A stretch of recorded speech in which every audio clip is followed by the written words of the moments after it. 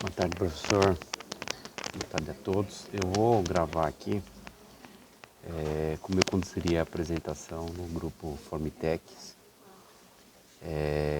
Espero que fique claro. Eu vou mudando os slides e vou fazendo em cima um comentário em cima de cada slide na apresentação que vai iniciar no dia 10.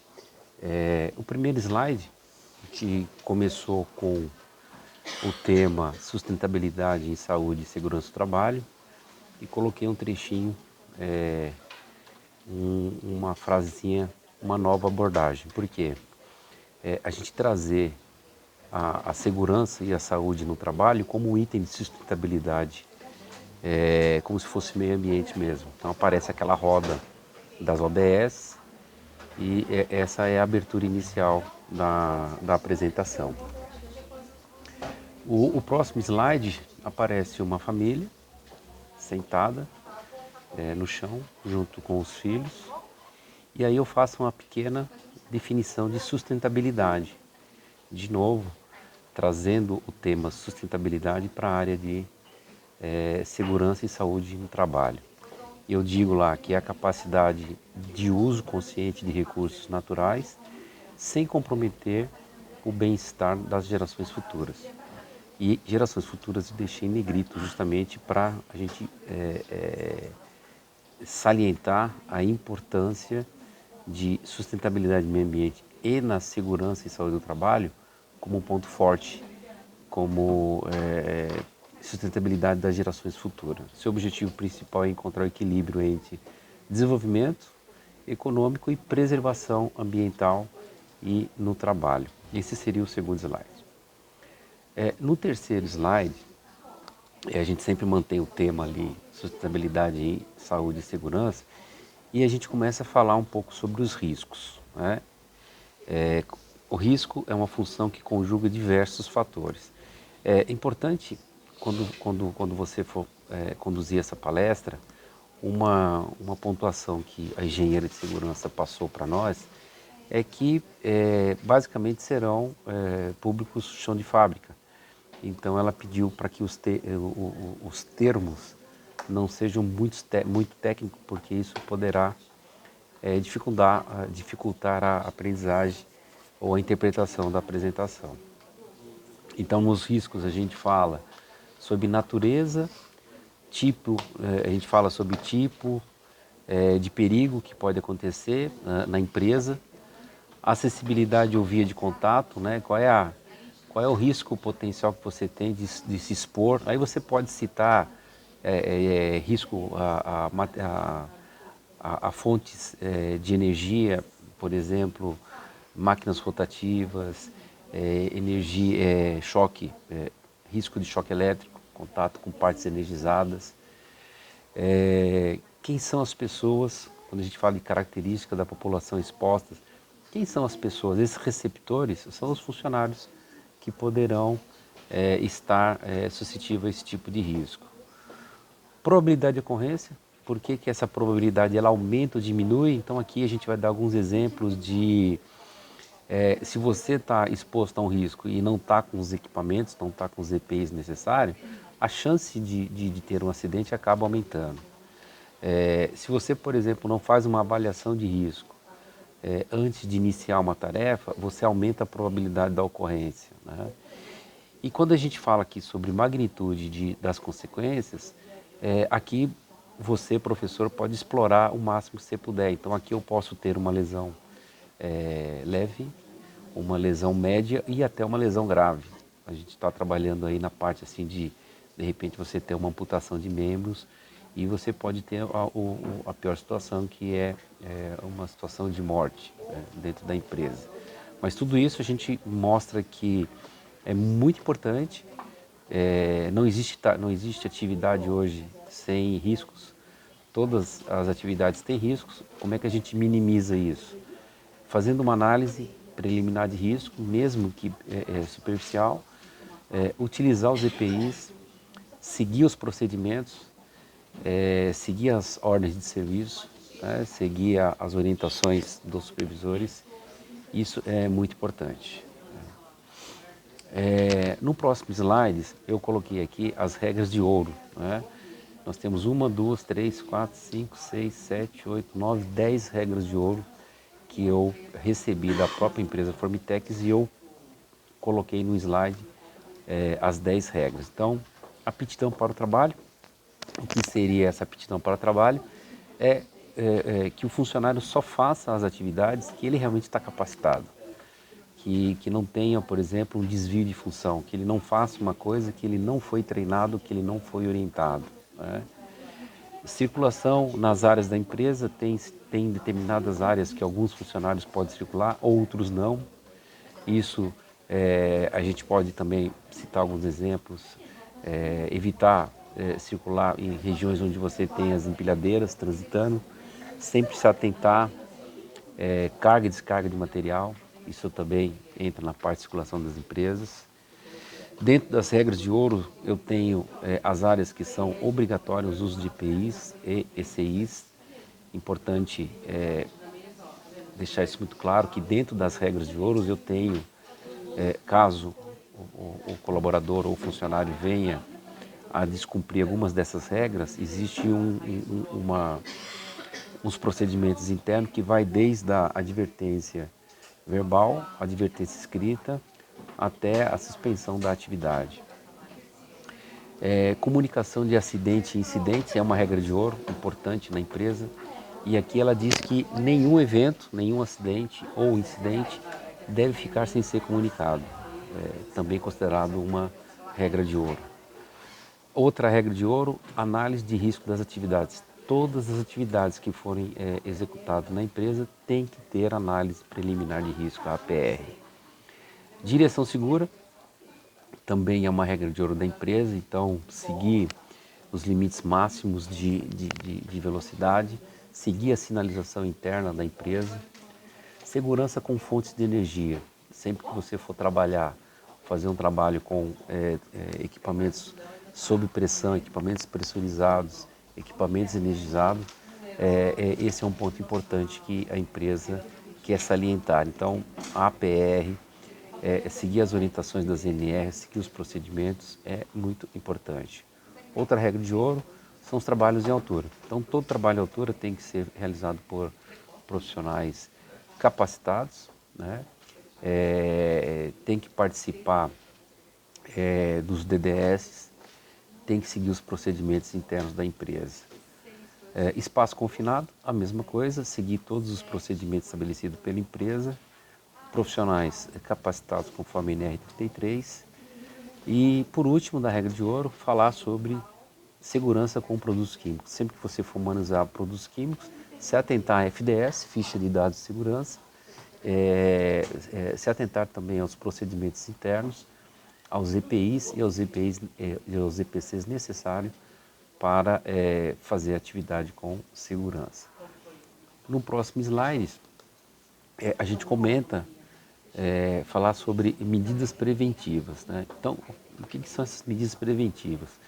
No slide anterior, uma das regras de ouro é fazer análise de risco para todas as atividades. Isso é um item de prevenção, né? Então, nesse slide, a gente foca e enfatiza com bastante propriedade que a prevenção diminui muito a probabilidade de ocorrência de acidentes. Então, o que são essas medidas preventivas? Seguir procedimento de segurança, seguir o estabelecido nas OS, a de segurança, o que está estabelecido nas ITs, Instrução de Trabalho, fazer checklist das atividades. Antes de iniciar as atividades, eu tenho todas as ferramentas, eu tenho todos os materiais necessários para eu fazer aquela atividade. Eu estou bem nesse dia para fazer atividade ou alguma coisa pode interferir na minha execução segura dessa atividade. Então, essa medida preventiva, ela trabalha justamente para evitar as doenças e, eventualmente, acidentes do trabalho. No próximo slide, nós falamos sobre procedimentos de emergência. Esses procedimentos de emergência são os planos de ações estabelecidos pela Formitex. tanto para acidentes, para procedimentos de emergência, para acidentes pessoais, assim como também para ocorrências de emergências dentro da empresa, vazamento de produtos químicos, princípio de incêndio, atendimento a primeiros socorros, né? Então, essa resposta ao plano de emergência, ele tem que ser treinado pelos profissionais, assim pela equipe de brigada, assim pela equipe de socorrista, sempre que ela for acionada. No próximo slide, eu coloco um conjunto de letras, né, um conjunto de palavras, e falo sobre direitos e deveres, direitos dos funcionários e deveres dos mesmos. E a mesma coisa vale para a empresa. Então eu tenho várias palavras aqui que a gente pode trabalhar nesse slide bastante tempo. É importante a gente frisar aqui, que é uma preocupação da Formitex, que a gente não introduza nesse slide temas polêmicos. Por exemplo, insalubridade, periculosidade, mas que a gente enfoque bastante aqui, principalmente aqui o funcionário seja orientado pela empresa para seguir os procedimentos, que ele seja orientado para seguir as instruções de trabalho, os checklists e a mesma coisa a empresa, né? Então, aqui mostra a relação de que se eu fui orientado e fui treinado, a empresa também tem a obrigação, aqui tem o dever de instruir e orientar os funcionários de todos os riscos que aquela atividade vai promover. Então a gente fala aqui sobre o importante de não sofrer o acidente é mostrar a importância de que você tem que sair da empresa ou tem que acabar a sua jornada de trabalho íntegro, né? Para que você volte para a sua família de uma maneira íntegra e que você retorne para o seu trabalho também da mesma forma. Aqui a gente fala também sobre a importância de que as condições do ambiente de trabalho dependem não só da empresa, fornecer condições adequadas para você, mas assim como do funcionário deixar sempre o ambiente em condições adequadas e de segurança e de saúde também. Agora, esse tema aqui, a única orientação que a Formitex passou para nós é evitar entrar em temas polêmicos, principalmente a parte de insalubridade e periculosidade. Mas aqui enfatizar bastante que em todo acidente do trabalho eu tenho uma correlação empresa e funcionários, tá? No próximo slide, que é o que define a legislação sobre acidente do trabalho, então ele dispõe lá até o artigo da lei 82.13 de 91, acidente do trabalho é aquele que ocorre pelo exercício do trabalho a serviço da empresa ou pelo exercício do trabalho dos assegurados, conforme o inciso 7, artigo 11 dessa lei. Tudo que puder provocar lesão corporal ou perturbação funcional, que cause morte ou perda ou redução permanente ou temporária da capacidade do trabalho. Então aqui você explica um pouquinho sobre a definição do acidente, né?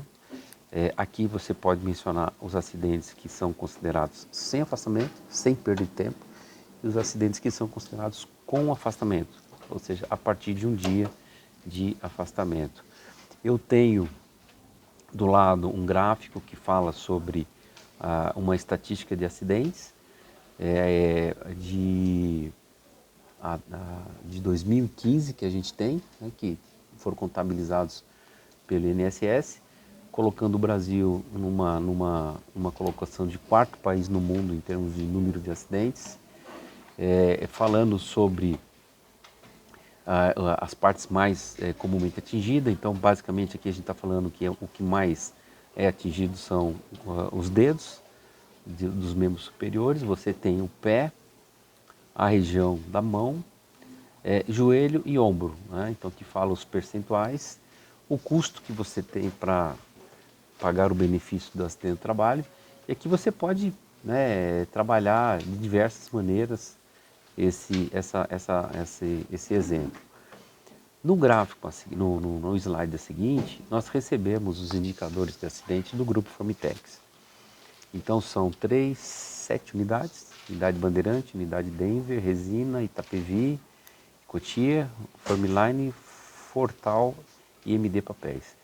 E eles passaram aqui para a gente as estatísticas referentes ao ano 2022 e 2023. E aqui você pode explorar esse dado. O grupo não especificou se esses acidentes são com ou sem afastamento. O que eles passaram para nós no e-mail é que eles juntaram todos os acidentes. Então, por exemplo, 2011, 2022 nós tivemos 11 acidentes, 2023, 19. Mas eles não colocaram a diferenciação, o que é com afastamento e o que é sem. Mas nota-se que de um ano para o outro houve um aumento significativo. Nós tivemos praticamente quase o dobro, né? Nós tivemos 11 em 22 e 19 em 23. Então nós dobramos a quantidade. Então é importante fazer essa comparação de indicadores de acidentes do grupo Formitex com a estatística do slide anterior, mostrando aqui que há uma tendência de alta, né? Sendo que a palestra vai ser feita nesse ano, né, no primeiro semestre de 2024, e então a preocupação é mostrar que os números estão crescendo e que empresa e trabalhadores têm que trabalhar em conjunto para que esse número reduza. O outro slide que nós temos, e aqui eu sugeri, né, uma dinâmica de acidente de trabalho, você, professor, trabalhar conversando com os funcionários, o que pode acontecer na vida daquele profissional que sofreu acidente, na relação dele com a família dele, e também o que pode acontecer com a empresa quando aquele acidente acontece, né? Aí a empresa vai ter que contratar uma outra pessoa para manter a produção, a empresa vai ter que gastar com atendimento hospitalar e pós-hospitalar referente àquele acidente. A parte psicossocial daquele funcionário que sofreu acidente, ele vai ficar abalado, ele vai ter que fazer um tratamento psicológico. Então, nessa dinâmica do acidente, você pode usar muito os próprios funcionários, né? Perguntar para ele assim, o que você acha que acontece na vida de um acidentado, assim como o que acontece na vida da empresa como instituição, né? Não é só pensar que o funcionário está lesionado, mas pensar fora da caixinha. Pensar no sentido de que não é só o funcionário que se prejudica, mas também a empresa. Os dois são solidários. Como nós dissemos lá atrás, direitos e deveres compartilhados. E esse é o último slide. Então, assim, eu estou falando em torno aí de 18 a 20 minutos. Essa é uma orientação geral. O único cuidado que eu peço, e o próprio grupo Formitex pediu, é que temas polêmicos sejam evitados nessas apresentações, até para não dificultar a sua apresentação. Muito obrigado, professor. Até mais.